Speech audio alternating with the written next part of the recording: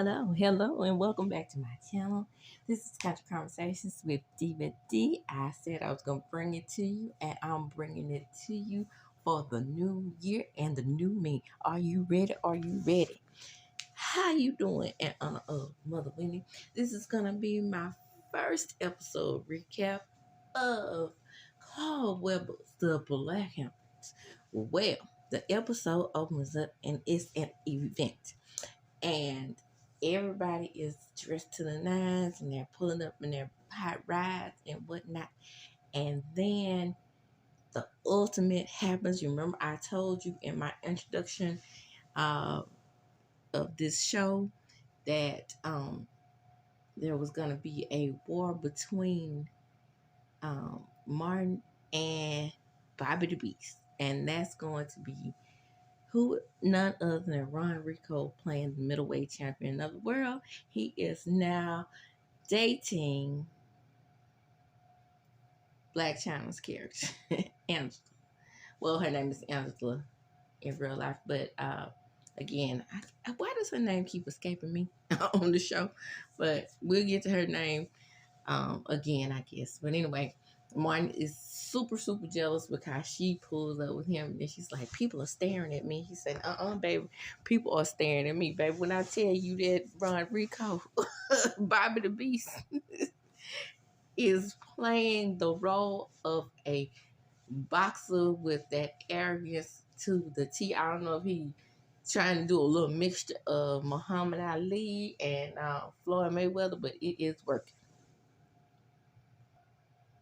What I should have also mentioned is that Malcolm remarries his wife. I think I did say that she had a Melson daughter-in-law, Mama Britt. But not only is she the Melson daughter-in-law, she is indeed Malcolm's beard. Malcolm is bisexual, and he is actually in love with a man by the name of Morgan. When the show first came on, of course, I read the book, but Morgan, to everybody's surprise, we thought he was having an affair with a woman named Morgan. It turns out that's the twist that we love about Carl Weber, right? That he can make you think a man that someone is in love with is a woman. But, with the name Morgan, that could have gone either way. But Morgan is indeed a man. While the rest of the Britons are at an art gallery, we have Mama Britton over there to the side making side deals to keep Mr. Britton in prison. But why? Okay, she has the side deal going on. She's going to get with this new lawyer. But remember, she's supposed to be working with her niece's husband, who is also her attorney. But he's going to turn out to be more of an asset to Mr. Britton, who she is definitely trying to keep in prison. Now, back at the auction, a bidding war ensues. So before bidding starts, we have Malcolm and Bobby who are throwing out subliminal shots at each other over who's got the biggest switch. Put a D in front of that. And they're really talking about bidding over the woman that's in the middle. Okay. Played by, again, Black China. And why does her name keep escaping me? So now we know Malcolm has remarried Vanessa Britton to satisfy his mother, to keep up appearances that he is not bisexual. And then as they are leaving the party, he runs into none other than Morgan. And Morgan was supposed to be getting married to another man, but he wanted him to sign a prenup. So Morgan's like, not Morgan, honey. So Malcolm tells him, well, why didn't you call me, and let me know that you had, he still wants to keep Morgan on the side. But Morgan said, no. Why would I jump off one sinking ship and get on to another? I know that's right, Morgan. You don't have to put up with Malcolm. He keeps marrying Vanessa. Mind you, He's already been married to Vanessa before. Okay, now we're at the bidding war, and everybody is bidding on this beautiful galaxy paint. It looks so legit, right? So Martin has already made a $250,000 bid.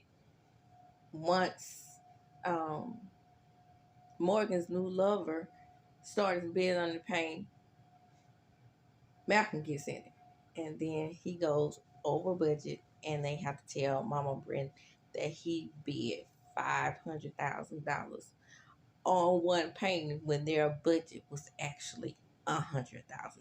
Ooh, baby! When Mama Brent finds out about this, so to avoid Mama Brent, they decided they gonna go on themselves a nice little after yacht party. But Mama Brent is having a party of her own with her new attorney. Got her a little young tender baby. They about to get in the tub and get it on. Mama Brent ain't playing. She is now waiting on some man to get out of prison. Girl, I ain't mad at you, girl.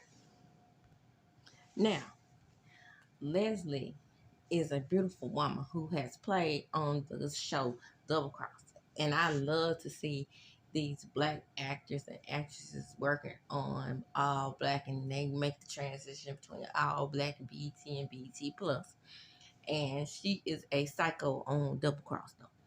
But on here, she is a real estate developer, and she is married to the Britton family lawyer, who is also their nephew. And she, she's feeling neglected by Mr. Jeffrey. But she has to remember she's also a very, very busy woman on this show. So while they're still on the yacht, Vanessa and Malcolm, they realize that they're going to have to eventually tell Mama Brent they made this big art purchase. However, it has already hit the blacks, baby. Of course it has. We're in the Black Hamptons. You think that the news wasn't going to get out that you made a $500,000 purchase? Child, back. Now, mind you, Vanessa has a secret of her own. She's been doing backdoor deals with Mr. Johnson.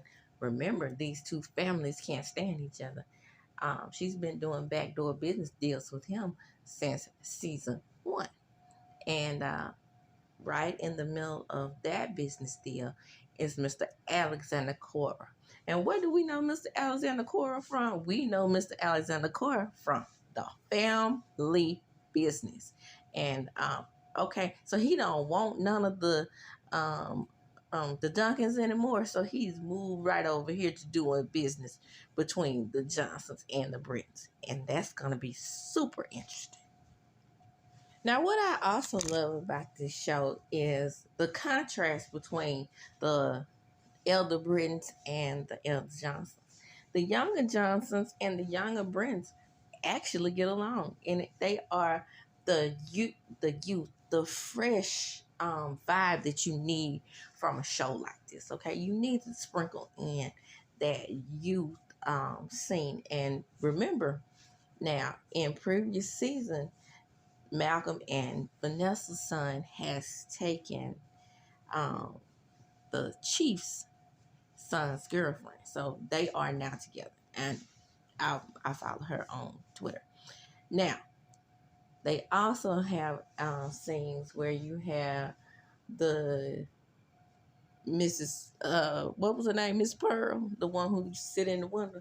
So you have these women that sit in the window per se, but they sit on the beach and sip wine, and that's where all the gossip happens. And they always keeping Sydney abreast of what's going on for the backdoor deals because they know everything, right? But all at the same time, they are also cool with none other than Vanessa, who really, really Sydney really can't stand. And baby, if she finds out that her husband has been doing business with Miss Vanessa, all hell is about to break loose. Mind you, while Sydney's out there on the beach enjoying herself sitting with the gossips, they inform her that Brent 2.0 has downed another one. Brent 2.0, didn't she just marry Malcolm? Well, She's been married several times, but she always keeps the Bryn name. So that's why they call her Bryn 2.0. Now, in this scene, we find out that a young lady has divorced her husband, and the husband has given her everything. And they're telling Sydney she better watch her man because Bryn 2.0 sleep with him too if she gets the opportunity as good as he looks. Now, also, we have to keep in mind this is going to be very important because there is a real estate developer that's buying up land in the Black Hampton. Let's find out who that's going to be. Now, remember, I have informed you all that um, in the introduction video that they have made a deal to save the Johnson business. That deal was made between, like I said, Vanessa, Alexander Cora, and um, Anthony Johnson. I finally got his name. So, here we go. This is setting up for the last scene in episode 1. We find out that the phones that they made a deal with, remember I told you Anthony Johnson is a tech genius. So these phones are not working. And Anthony is ready to tell um, Alexander Cora that they're about to lose money because the phones aren't working. They need to do some redevelopment. And Mike's like, his right hand man. And he telling him shit because Alexander Cora, remember, he's dealt with the Duncans. He's in the drug underlord game. And we find out that he is indeed a Miller. Put a K in front of it. Baby, when I tell you, Anthony wasn't ready for that. And that's going to close episode 1. Let's get right on into episode 2. Don't you love that music, that haunting music? It's something about that music that comes in every time, they transition into scenes or it's something dramatic in a scene. That music, I fly, fly. It's something sexy and seductive, yet haunting about it. It's something about that music. But anyway, like I said, let's get right on into episode 2. Now, episode 2 opens up with Jeffrey and none other than Moses Brent, right?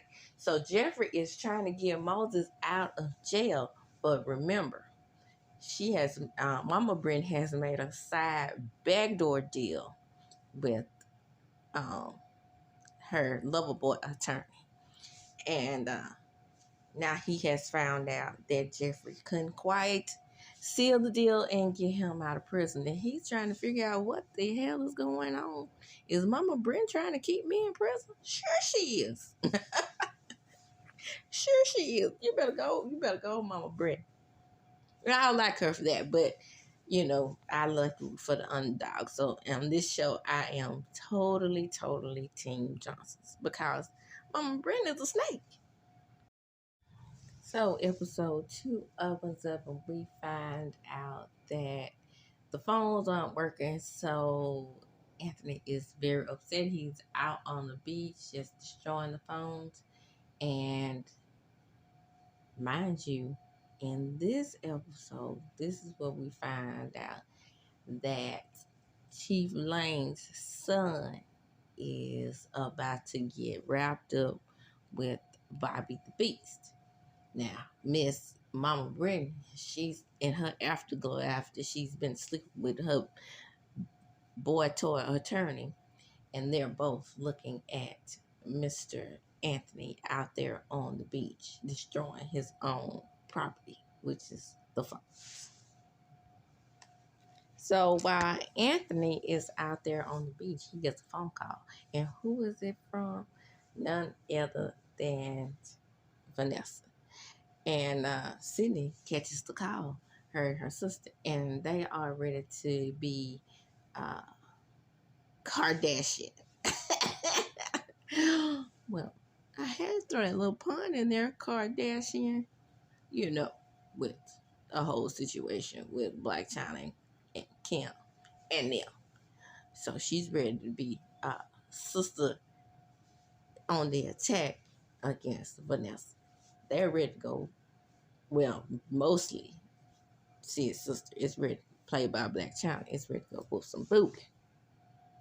So now we're on the yacht, and um, young Bren, who is Vanessa and Mac's son, remember he has taken the chief's son's girlfriend. They were sleeping together the whole time in season 1. Just sneaking around on their yacht whenever they got the opportunity. So now he has her, but she's torn between them still. She still has feelings for Chief Lane's son. Okay. Also, Martin has hooked up with a nice, sweet artist from she was on the previous season too. Nice looking young lady. But his heart is elsewhere. But hey, what's wrong with just dating around until you get who you want, honey? So now we are at the scene where Chief Lane meets with Bobby the Beast and his promoter. And they are sneaky, snaky, and underhanded. Like I said, the chief wants him to go to the Olympics, but they want him to go pro. And they are dangling a long-ass contract in his face and a lot of debt. But Chief Lane ain't about that life. He said what he said. He's going to the Olympics. Okay, in the next scene, it's time to tell Mama Brent, baby. When I tell you Mama Brent is about to be hot. So they're arguing back and forth. Mama Brent comes out. She's like, what the hell is going on? How much did you spend on this paint? It's a beautiful piece, Mom. How much? How much? $500,000 under his breath, Malcolm said. And then Martin says, yeah, he went over budget. Not me, Mom. I only bought a paint for $75. And then she said, well, for your punishment, now mind you, she's still punishing grown men. For your punishment, the money will be coming out of your bonuses. Wait a minute, hold on, Mama. I didn't spend but 75. Why is it coming out of mine? You are the painting expert. You are the art expertise. You are an expert in this area. So therefore, you should have stopped your brother. So it's coming out your bonus too. At least Mama made it even. She literally calls her son a dumbass. Why the hell they got Brian White in this damn 1932 toupee? Did that man lose his hair? I don't recall seeing him hairless. But, this look like a Tyler Perry wig he got on. But anyway, he goes to see the judge to see why his client wasn't released. So, Jeffrey is pleading his case, Moses Brent case, with the judge, and the judge is like, buddies, hold up, we can't release him just yet because there has been some new evidence released, very, very incriminating evidence. Now, how did they find out about that? You wonder why? Probably Mama bringing her little lover boy to her attorney. So in the next scene, Anthony still thinks that Alexander Gordon is a cool dude. He doesn't know about his underlord behavior. So Mike is trying to tell him, man, I'm trying to tell you, this food is in deep. And he's like, man, you acting like he John got it. Oh, he worse. Because at least we knew what we were up against. This guy right here, you don't know where he's going to hit you next. You don't know where he's going to hit you from next, right? And that makes so much sense because he tried to backdoor the Duncans. But the Duncans are always one step ahead of everybody they come against. You will see that in my future recaps, hopefully, of Family Business. So Dirty Bobby has already put the contract in Peter's hands. Oh, Peter is the name of Chief Lane's son. He's already put the contract in his hand. They arguing back and forth over whether he should sign the contract. And, basically, he was like, you just want me to be stuck in this town with you. A lot of times parents are like that. they do things for selfish reasons, but he's saying you gotta look at the bigger picture, you gotta be smart. And in my opinion, I think he may be right because Bobby seems kind of shady. So Leslie is out showing properties to none other than Alexander Corp's son, who is, just as shady as he is. His name is Aries. And on the family business, this woman has named all of her children by the zodiac. So I think she had a child named Sagittarius. Oh, what's cute. Anyway, his name is Aries, right? So she's showing Aries these properties, Leslie is, and here comes this Caucasian woman, and she's letting her know that the property is already sold, and the person that she's been selling properties to is saying that the properties are undervalued, and this is a hidden gem. And hey, what's better than to sell properties and buy them in the Black Hamptons by none other than a Caucasian who is trying to gentrify the Black Hamptons. Are we going to have that? No, ma'am. So, in the next scene, we have Vanessa and Sid. So, Vanessa tells Sydney, we're good, girl, it's just business. And she's like, so do you seduce all the Black men of Sag Harbor in this way? And she's like, no, I'm telling you, it's just business. And then she said, well, if it's just business, then you won't mind handling just business through me. Girl, you better say that. You better protect your marriage, girl, because that's what she was sent to do originally by Mama Brittany. Destroy your marriage. So Sid tells Vanessa, she tells her, I'm going to tell you one time only, stay away from my husband. But I just want you to know, I'm not one of these little bougie bitches from Sag Harbor. I ain't above whooping a bitch's ass about my man. But, Vanessa has been doing a lot of dealings with the Brents, so she knows how to make dirty, underhanded deals. So she calls someone on the phone. Let's see who that is in future seasons. In future episodes. So, in the next scene, we're really trying to figure out what's going on with the judge, right? So the judge has an uncle that sits on the bench, and he was supposed to take over the Moses Brin case. But we need an extension, right? So Carolyn's boy toy, Mama Brin, her boy toy, is meeting with the original judge on the case. And he's like, well, Uncle's, he doesn't take payments under the table. He said, that's why we need you to send Unc on a nice vacation. And then he pays him again. He's like, well, I might be able to work something out. Yeah, I bet you will for all that money that was in that envelope. Yeah, and guess what? They're also frat brothers. So we find out that Violet is nice with shitty cell phone service. So maybe Unc, while he's on vacation, they'll continue to keep Moses where they want him, in prison, at least until Labor Day. So the snitch of Carl Weber's books is always played by Mr. Flex Alexander. He always says he's not a snitch, but he still happens to be Mike's cousin on this show.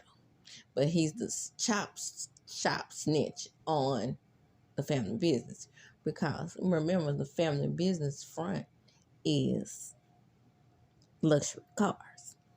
So Mike tell him, tell me what's the real deal. And he's like, you know what? If you have business with dude, I tell you to stop. And then Anthony's like, no, I can't just stop because I have a lot of money tied in this. He's like, okay, man, I'm just telling you what I know. I'm not a snitch, but you are. Dude's bad news. So again, he reminds him he's not a snitch. And then he's telling him, well, you know what? I'm not one to gossip. But you heard this from me. But the old boy got ties with the Russian underground. And then Anthony says, you mean like the mob? The Italians? That's not who you want to mess with, right? And Cuzzo says, all this shit. So he says, but there's a good side to this. My girl's family took him down a couple of years ago, so he's trying to rebuild his empire. Who is his girl's family? None other than the Duncans, baby. And I also can tell you this, according to the cousin. Man only does business one type of way. He trying to be above board, but a tiger does not change his stripes. He is still, I believe, a killer. Now, Kimberly, who is Mrs. Britton's right-hand woman, but we're going to find out more details about her. She has great ties with Papa Britton.